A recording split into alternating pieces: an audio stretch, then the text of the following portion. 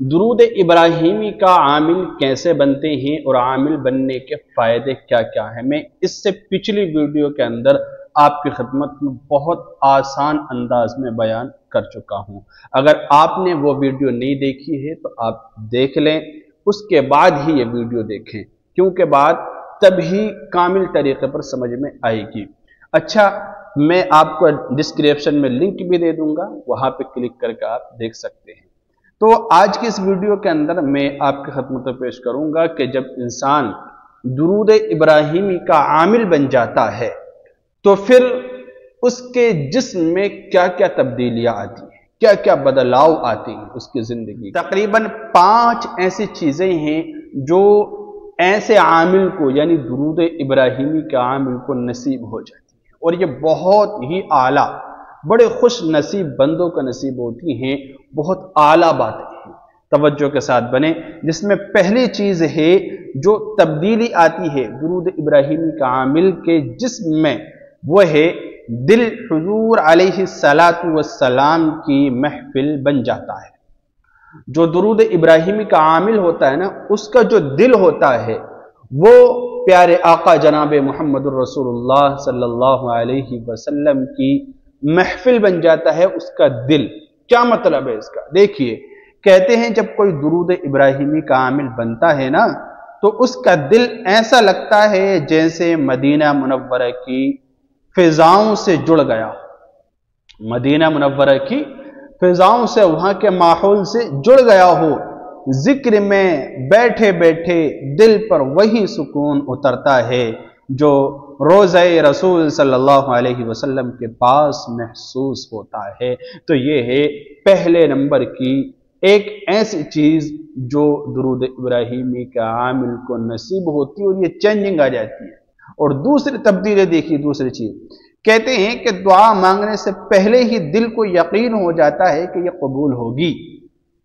दुआ मांगने से पहले ही, हाथ उठाने से पहले ही पता चल जाता है कि ये दुआ कबूल होगी, ये यकीन। और इस बात का ये सोचिए कि दिल के अंदर दाया पैदा हो जाता है कि ये जो दुआ है मेरी, अल्लाह रब्बुल इज्जत इस पर कबूलियत की मोहर लगाएगा। और ये चीज, ये नेमत, ये चेंजिंग भी दुरूद इब्राहिमी का आमिल को नसीब हो जाती है। क्या है?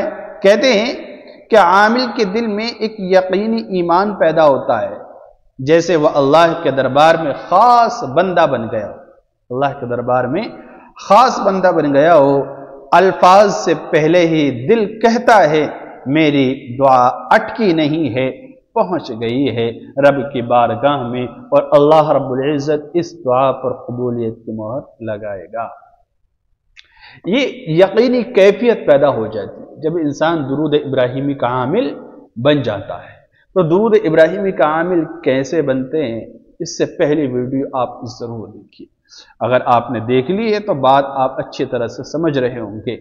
अच्छा, तीसरी क्या चेंजिंग है जो आमिल के अंदर आती है? कहते हैं कि चेहरे पर खामोश रोशनी और आंखों में नरमी आ जाती है। चेहरे पर खामोश रोशनी और आंखों में नरमी आ जाती है। ऐसा नूर पैदा होता है जो किसी खुशबू की तरह महसूस होता है।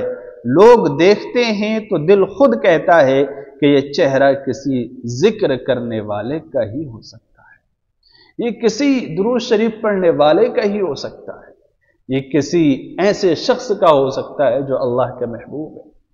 वो नूरानी कैफियत उसके दिल की हो जाती है और उसका चेहरा ऐसा पुरनूर हो जाता है। इंसान का रंग चाहे कैसा ही हो, लेकिन अल्लाह रब्बुल इज्जत एक ऐसी उसके चेहरे पर यह सोचिए कि नूरानियत डाल देता है कि इंसान का देखने का भी मन करता है, और जो वो बातें कहता है ना, उसको सुनने का भी दिल करता है। उसकी बातें फिर असरअंदाज होती हैं, दिल को छूती हैं, अच्छी लगती हैं, प्यारी लगती हैं, और दिल करता है कि मैं इससे लंबे समय तक बात करता रहूं, गुफ्तगू करता रहूं, इसकी बातें सुनता रहूं। तो ये चीज, ये चेंजिंग, ये तब्दीली दुरूद इब्राहिमी का आमिल को नसीब होती है। और देखिए जो चौथी चीज है, ये भी बहुत अहम है दुनियावी एतबार से। कहते हैं नंबर 1 गम, नंबर 2 खौफ यानी कि डर, और नंबर 3 मायूसी, یہ دل کے قریب نہیں آتی، یہ دل کے قریب نہیں آتی۔ کہتے ہیں عامل جب درود ابراہیمی درود میں ہوتا ہے اور یہ عمل کر چکا ہوتا ہے تو گویا دنیا کی فکر دروازے پر رک جاتی، دنیا کی فکر رک جاتی ہے۔ اگر کوئی عامل ہے اور وہ درود شریف پڑھنے کا اگر کس وقت اہتمام کرتا ہے تو جو دنیا کی جو فکریں ہیں، ٹینشنیں ہیں، غم ہیں اور پریشان کن باتیں ہیں یا مایوس کرنے والی چیزیں ہیں، یہ ساری کی ساری اس کے دروازے پر رک جاتی، اس کے پاس نہیں آتی۔ گویا دنیا کی فکر دروازے پر رک جاتی ہے، دل کے اندر سے ایک آواز آتی ہے، اللہ اور اس کے رسول صلی اللہ علیہ وسلم میرے ساتھ ہیں۔ جب پیارے آقا اور اسی طرح اللہ تبارک و تعالی کی مدد، اس کی رحمت جب ساتھ ہوگی تو پھر دنیا کی یہ ٹینشن ہے، یہ پریشانی ہے کیسے قریب آ سکتی؟ اللہ تعالی جس کا حامی ہو اور جس کا ناصر ہو تو پھر دنیا والے کیا بگاڑ سکتے ہیں؟ کچھ نہیں۔ تو یہ بہت اہم چیز ہے۔ اور اسی طرح سے پانچویں اور آخری چیز دیکھیے، کیا بہترین بات ہے۔ کہتے ہیں نمبر 1 خواب، نمبر 2 دعائیں، اور نمبر 3 قسمت یعنی تقدیر، سب کے سب نوری رنگ میں بدل جاتے ہیں، نوری رنگ میں بدل جاتے ہیں، خواب بھی، دعائیں بھی اور قسمت۔